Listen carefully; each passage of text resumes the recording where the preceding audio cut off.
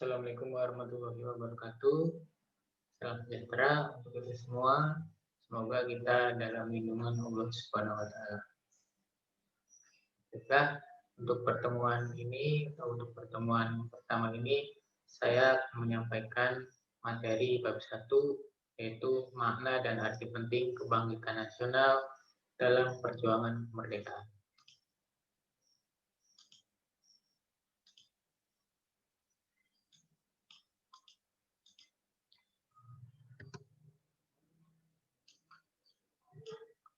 Sebelum saya menerangkan tentang materi ini, saya akan sampaikan terlebih dahulu kompetensi dasarnya, juga tujuan pembelajarannya. Kompetensi dasar dari materi ini yang pertama, mensyukuri nilai dan semangat kebangkitan nasional 1948 dalam perjuangan kemerdekaan Republik Indonesia secara tulus. Yang kedua, bertanggung jawab terhadap makna dan arti penting kebangkitan nasional 1908 dalam perjuangan kemerdekaan Republik Indonesia. Yang ketiga, menganalisa makna dan arti kebangkitan nasional 1908 dalam perjuangan kemerdekaan Republik Indonesia. Yang keempat, menyaji hasil penalaran tentang tokoh kebangkitan nasional tersebut dalam perjuangan kemerdekaan Republik Indonesia. Itu adalah kompetensi dasar dari materi ini. Selanjutnya, tujuan pembelajaran dari materi ini. Setelah mempelajari materi ini, siswa diharapkan dapat menjelaskan keadaan bangsa Indonesia sebelum tahun 1908. Yang kedua, harus bisa memahami makna dan arti penting kebangkitan nasional 1908. Yang ketiga, harus dapat menjelaskan sejarah lahirnya organisasi Budi Utomo. Empat, harus bisa mendeskripsikan peran atau tokoh kebangkitan nasional dalam perjuangan kemerdekaan Indonesia. Yang kelima, menampilkan semangat kebangsaan di era kebangkitan nasional 1908 dalam berbagai bidang kehidupan. Yang keenam, tujuan pembelajaran yang keenam, menunjukkan persatuan dan rasa bangga sebagai wujud nilai kebangkitan nasional. Itu beberapa tujuan pembelajaran dari materi ini. Nah, ini makna kebangkitan nasional 1908. Yang pertama, sejarah lahirnya kebangkitan nasional ditandai dengan berdirinya organisasi Budi Utomo atau BU, yaitu pada tanggal 20 Mei 1908.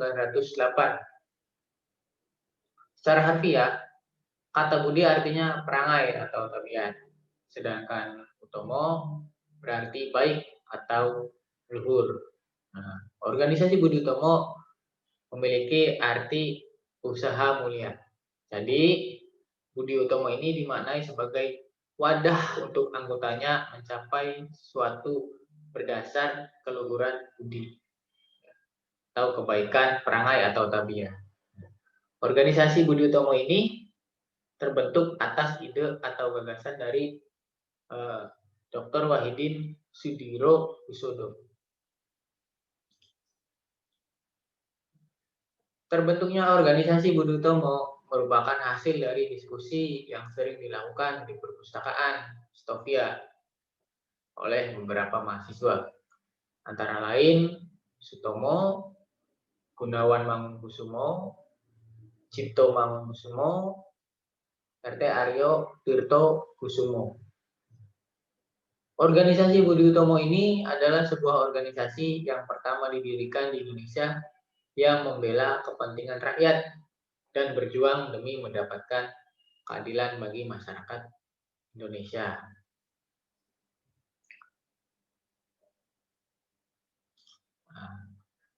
Berikut adalah susunan pengurus Budi Utomo.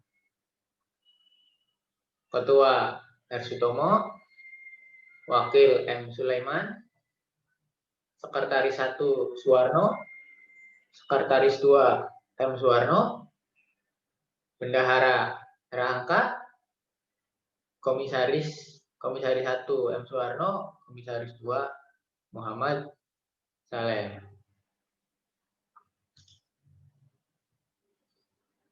Tujuan utama organisasi Budi Utomo yaitu kemajuan bagi Hindia Belanda dalam bidang pengajaran dan pendidikan. Nah, ini melalui usaha-usaha yang pertama, menghidupkan kembali kebudayaan.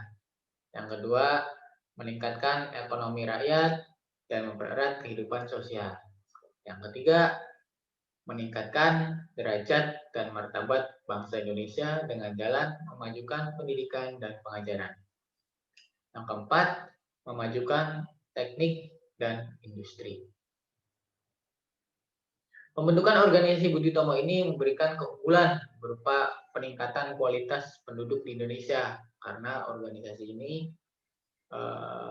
melaksanakan pembelajaran bahasa Belanda. Nah, namun pada awal pembentukannya Budi Utomo ini memiliki berbagai kendala. Di antaranya kendala yang pertama yaitu tidak mencampuri urusan politik. Kendala yang kedua, pembatasan anggota Budi Utomo. Nah, artinya hanya untuk masyarakat Jawa dan Madura.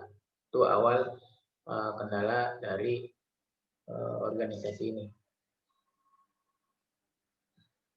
Kongres pertama Budi Utomo itu di Kota Yogyakarta pada tanggal 3 sampai 5 Oktober 1908. Dan susunan pengurus kongresnya diketuai oleh Raden Tumenggung Aryo Tirtokusumo, itu selaku Bupati Karanganyar, bukan Karanganyar Kanangur ya. Wakilnya Wahidin Sudiro Husodo, Sekretaris 1 Mas Ngabe Dwijosewojo, Sekretaris 2 Raden Sostro Sugondo, Bendahara Raden Mas Panji Gondo Atmojo, Komisaris RM Arjo Surdiputro, RM Panji Gondo Sumarjo, R. Jojo Subroto, dan Cipto Mangunkusumo. Nah, itu adalah susunan pengurus kongres pertama Budi Utomo di Yogyakarta pada tanggal 3 sampai 5 Oktober 1908.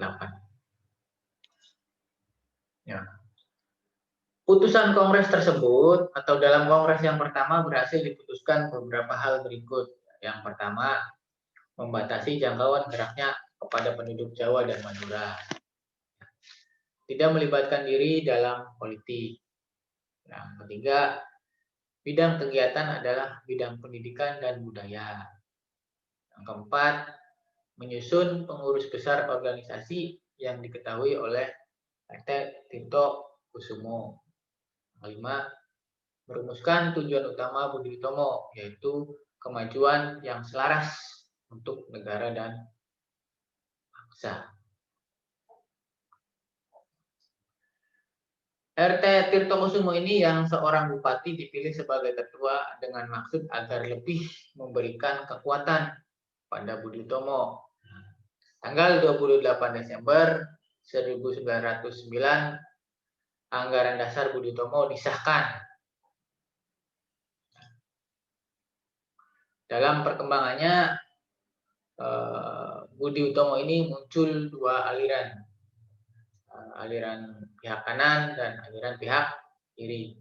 Nah, pihak kanan berkehendak supaya keanggotaan dibatasi pada golongan terpelajar saja, tidak bergerak dalam lapangan politik dan hanya membatasi pada pelajaran sekolah saja. Itu di pihak kanan. Sedangkan pihak kiri yang jumlahnya lebih kecil terdiri atas kaum muda yang berkeinginan ke arah gerakan kebangsaan yang demokratis, lebih memperhatikan nasib rakyat yang menderita.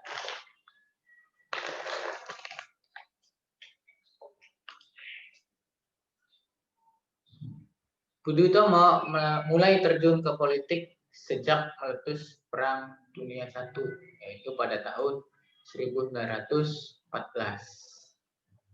Peran politik Budi Utomo yang pertama mengirim Komite IW ya ke Belanda untuk pertahanan Hindia. Yang kedua, melancarkan isu pentingnya pertahanan sendiri dari serangan bangsa lain. Yang ketiga, menyokong gagasan wajib militer untuk pribumi. Yang keempat, ikut duduk dalam Dewan Rakyat. Yang kelima, membentuk Komite Nasional untuk menghadapi pemilihan anggota Dewan Rakyat. Nah,